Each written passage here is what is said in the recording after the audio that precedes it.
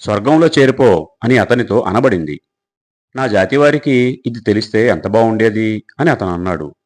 నా ప్రభువు నన్ను క్షమించి ఆదరణీయులలో నన్ను చేర్చిన సంగతి. అతని తర్వాత మేము అతని జాతివారిపై ఆకాశం నుంచి ఏ సైనిక దళాన్ని దింపలేదు. దాని అవసరం మాకు లేదు కూడాను. అది ఒకే ఒక్క కేక మాత్రమే. అంతే, వారంతా ఆ దెబ్బకు ఆరిపోయారు. బిస్మిల్లాహిర్రహమానిర్రహీం. అస్సలాము అలైకుం రహమతుల్లాహి వబర్కాతుహు. సూరే యాసీన్లోని 26 నుంచి 29 వరకు ఆయతులు ఇవి. స్వర్గంలో చేరిపో అనే శుభవార్త ఎవరికి వినిపించబడింది? ఆ తర్వాత అల్లాహ్ శిక్ష ఎవరిపై విరుచుకుపడింది? అల్లాహ్ పట్ల తిరస్కార వైఖరి చూపిన మరో జాతి పర్యవసానమిది. ఆ నగర ప్రజలపై ఒకే ఒక్క కేక మాత్రమే విరుచుకుపడింది. అంతే, వారంతా ఆ దెబ్బకు ఆరిపోయారు. అసలు ఈ వాహ్య పూర్వపరాలు ఏంటో తెలుసుకుందాం.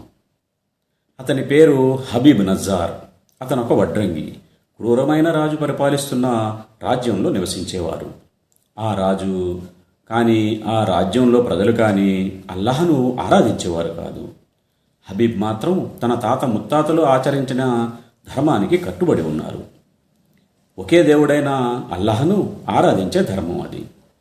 సత్యమార్గాన్ని అనుసరించడమే కాదు, రాజును ప్రజలను ఒకే దేవుని ఆరాధనకు పిలిచేవారు. కాని వారు ఆయన్ను పిచ్చివాడన్నారు. ఆయన వడ్రంగి కార్ఖానాకు తాళం వేశారు. అంతేకాకుండా ప్రజలు ఆయనపై పడి దాడి చేయడం ప్రారంభించారు. చివరకు ఆయన నగరాన్ని విడిచి పారిపోవాల్సి వచ్చింది. నగరం బయట ఉన్న ఒక గుహలో ఆయన ఆశ్రయం పొందారు. అడవిలో దొరికే ఆహారాన్ని తింటూ ఏకైక దేవుడైన అల్లాహను స్వేచ్ఛగా ఆరాధించుకునే వీలు కలిగింది. ఒకరోజు రాత్రి ఆయన కలలో తాను స్వర్గంలో ఉన్నట్లు చూశారు. తన పట్ల అల్లాహ ప్రసన్నుడైనట్లు కలగన్నారు.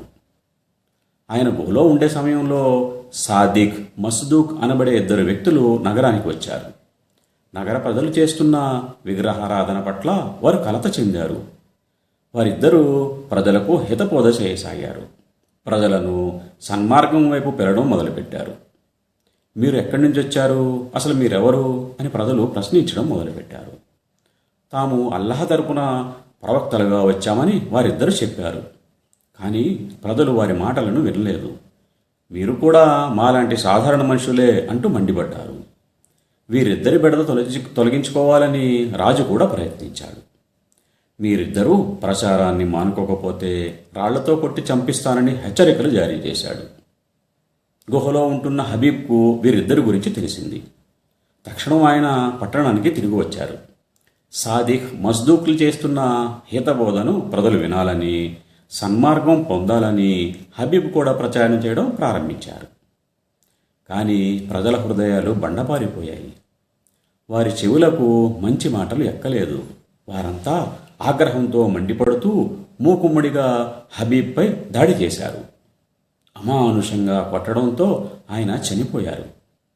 ఈ విధంగా ఆయన షహీద్ అయ్యారు. ఆ దుర్మార్గులు 2 ప్రవక్తలను హింసించకముందే దైవదూత జిబ్రాహీల్ అలైహిస్సలాంకు అల్లాహ్ నుంచి ఆదేశం వచ్చింది.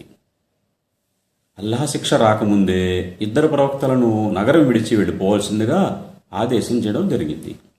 వారు వెంటనే నగరం విడిచి వెళ్ళిపోయారు. ఆ తర్వాత మహాపేలుడు నగరాన్ని కుదిపేసింది. మహావృక్షాలు కూకట వేళ్లతో సహా తలకిందులయ్యాయి.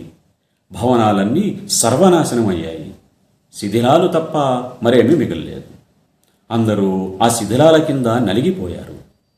సన్మార్గానికి కట్టుబడిన హబీబ్ ఆత్మ శరీరాన్ని వదిలి స్వర్గానికి చేరుకుంది. అంతా హబీబ్ తన కలలో చూసిన మాదిరిగానే జరిగింది.